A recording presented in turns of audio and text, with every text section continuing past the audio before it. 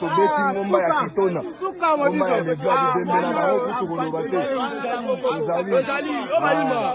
Pese baba beta mabataki tembe. Suka na suka dola na boko ti suka. Akosala kanalu dola ndae.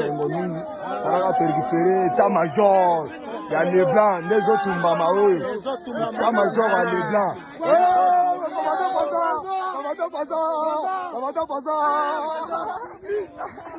Moto na moto. Kata rayar.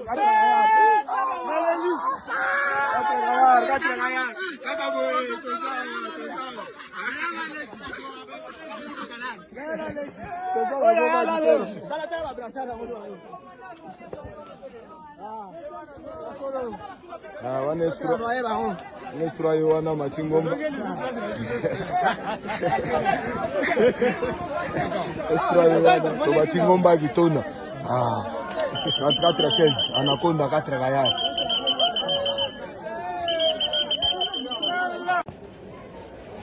Nyamugo bajene banaishi.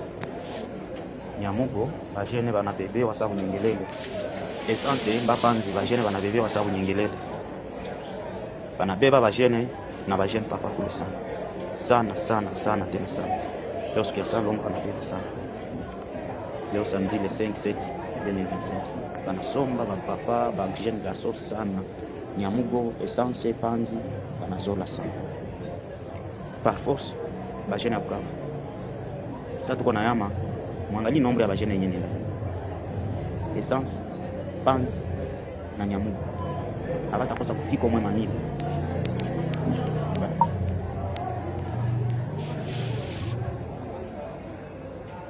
Tena twende tutumikie makafiri.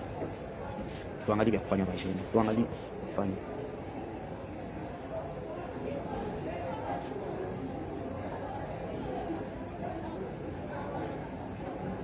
Les lignes de front restent inchangées car les forces armées de la République démocratique du Congo donc opposent à une résistance farouche à toutes les tentatives des rebelles du M23 soutenus par les Rwandais qui veulent progresser. Vous devez retenir que donc les combats et les rebelles du M23 qui tentent de progresser dans le territoire de Fizi. Nous sommes dans la province du Sud Kivu. En tout cas, les forces armées de la RDC ne laissent pas toutes leurs chances à ces rebelles du M23 de progresser car les FARDC sont tellement très vigilantes que ce soit l'espace aérien est donc totalement observé. C'est ainsi que même, on le disait, il n'y a pas de cela, où est un aéronef de l'ennemi des rebelles du M23 avait été neutralisé alors qu'il tentait même de ravitailler les ennemis, donc les rebelles du M23 du côté de Minembwe.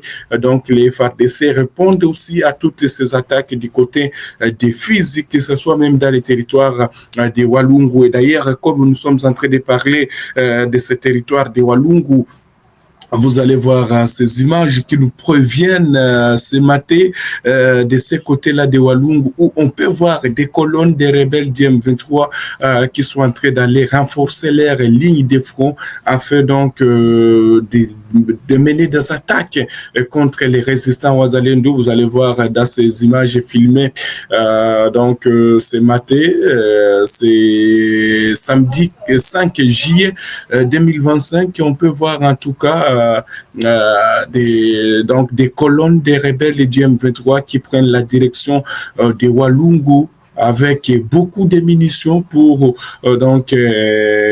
attaquer les positions des forces armées de la RDC, des jeunes résistants Wazalendo.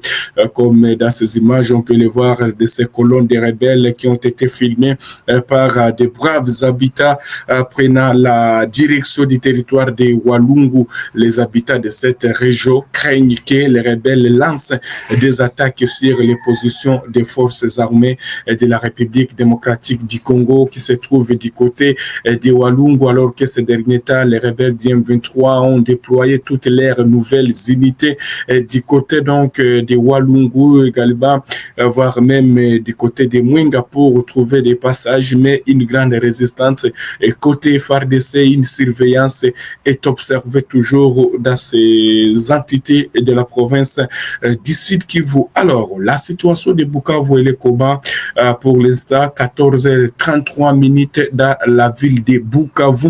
On va voir ces images parce que ces images doivent nous donner la situation qui règne dans cette ville de Bukavu. Voilà, donc ce matin, donc des vidéos aussi, des images filmées. Nous sommes samedi 5 juillet 2025. Des personnes de sexe masculin sont arrêtées ce samedi 5 juillet par les rebelles du M23 dans la ville de Bukavu vers les lieux qu'on appelle les Nyamugo. Voilà, donc vous devez retenir que plusieurs jeunes sont donc arrêtés par les rebelles du M23 et ils prennent la direction jusque-là inconnue. C'est la population, ce sont les habitants qui eux-mêmes ont filmé ces images où on peut voir plusieurs jeunes être arrêtés. Et d'ailleurs, une pratique devenue inhabituelle, donc devenue habituelle, déplore cet habitat de la place qui a filmé ces images dans une même déclaration officielle publiée le mercredi dernier de juillet. Maître Tchambou Mwavita, la ministre des Droits humains, a dénoncé la série de recrutements forcés de jeunes par les rebelles du M23 soutenus par le Rwanda. Elle a appelé le bureau du Conseil des Nations Unies aux droits de l'homme à enquêter sur ces faits documentés et ordonner le retour de ces jeunes dans leurs familles respectives. C'est comme on peut voir même les images de ce samedi 5 juillet 2025. Et d'ailleurs, je vais vous laisser suivre donc l'auteur de cette vidéo lui-même qui ne comprend pas qu'est-ce qui se passe dans cette ville où les jeunes sont victimes de ces arrestations. Nyamugo bajene banaishi. Nyamugo bajene banabebewa sabu nyingelele. Essence mbapanzi bajene banabebewa sabu nyingelele. Banabeba bajene na bajene papa kule sana. Sana tena sana. Leo siku ya salongo banabeba sana. Leo samedi le 5/7 2025. Banasomba bapapa bajene gaso sana. Nyamugo essence panzi banazola sana. Par force bajene Bukavu. Sasa tuko na yama mwangalie nombre ya bajene yenyewe nila essence panzi na Nyamugo abatakosa kufika mwe manili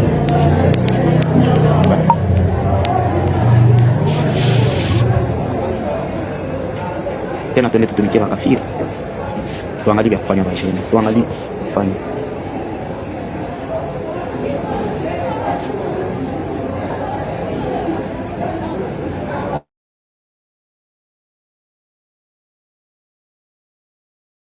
Vous l'avez bien suivi, l'auteur de cette vidéo estime au moins à 1000 jeunes qui seraient donc arrêtés par les rebelles du M23 dans la ville de Bukavu à l'est de la République démocratique du Congo. D'ailleurs, une ville qui est sous occupation des rebelles. Alors, on va poursuivre cette édition, chers téléspectateurs d'Afro Info 243, et cette fois-ci, nous allons nous rendre dans le territoire de Lubero. Nous sommes dans la province du Nord Kivu. Qu'est-ce qui se passe dans le territoire de Lubero, chers téléspectateurs d'Afro Info 243? Alors, à Lubero, vraiment, vous devez retenir que l'armée congolaise et ougandaise aussi, UPDF, ont repris vendredi 4 juillet 2025 le contrôle de la colline de Muhula. Nous sommes dans la chefferie de Baswaga, située à une centaine de kilomètres au nord du centre de Lubero. Cette colline étant un bastion stratégique d'un groupe Maïmaï dirigé par un certain commandant surnommé Les Blancs.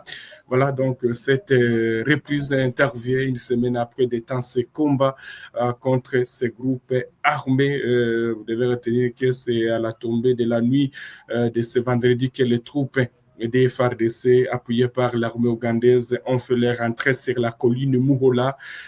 Cette reconquête intervient après une série de bombardements et une assaut terrestre lancé dès les premières heures de la journée dans le but de déloger un groupe Maïmaï du commandant Leblanc. C'est ce que nous apprenons des sources locales, chers téléspectateurs d'Afro-Info au D143 concernant ces affrontements qui se sont déroulés d'ailleurs cette semaine, d'ailleurs qui se sont soldés par cette victoire de l'armée congolaise et l'armée ougandaise du côté du territoire de Lubero. Alors, on va parler de cette information, toujours au l'Est de la République démocratique du Congo, également avec ces rapports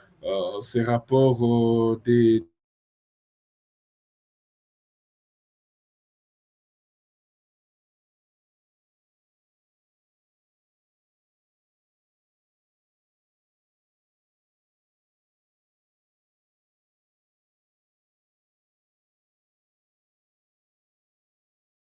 donc, qui a été publié par les experts des Nations Unies.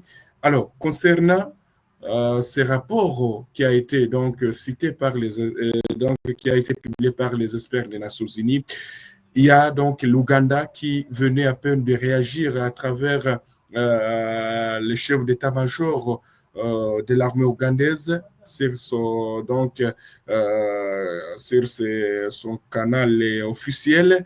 Je suis commandant-chef de notre grande armée depuis un certain temps, mais je peux vous assurer que nous n'avons jamais prévu d'attaquer la RDC. Si tel avait été le cas, vous pouvez être sûr que nous serions déjà à Kinshasa. Cela n'a jamais été notre objectif. Quoi qu'il en soit, l'important est de mettre en œuvre les différents accords. L'Ouganda respecte ses accords bilatéraux avec la RDC ainsi que ceux de la communauté d'Afrique de l'Est, a déclaré le fils de Museveni, et donc Kainerugaba, d'ailleurs, comme je l'ai évoqué il n'y a pas de cela, où l'Ouganda aussi est cité comme donc soutien aux côtés des rebelles du M23. Mais jusque-là, il y a l'armée ougandaise et congolaise qui travaillent ensemble dans la province du Nord Kivu, également à Ituri, pour lutter contre les EDF. Mais l'Ouganda, voulait dire l'Ouganda est toujours cité dans plusieurs rapports des Nations Unies. Ce n'est pas Afro-Info des Sahara 3, mais c'est l'Ouganda qui cite voulais dire, c'est l'organisation, les rapports des experts des Nations Unies qui citent l'Ouganda aussi d'être donc derrière les rebelles du M23 qui occupent la ville de Goma et la ville de Bukavu. Nous sommes arrivés à la fin de cette édition. Merci à vous de nous avoir suivis jusqu'ici. Si vous avez apprécié ces contenus, n'oubliez pas de vous abonner à notre chaîne, d'activer la cloche de notification pour ne rien manquer de nos prochaines vidéos. Likez et partagez cette vidéo. On se retrouve très prochainement. À bientôt.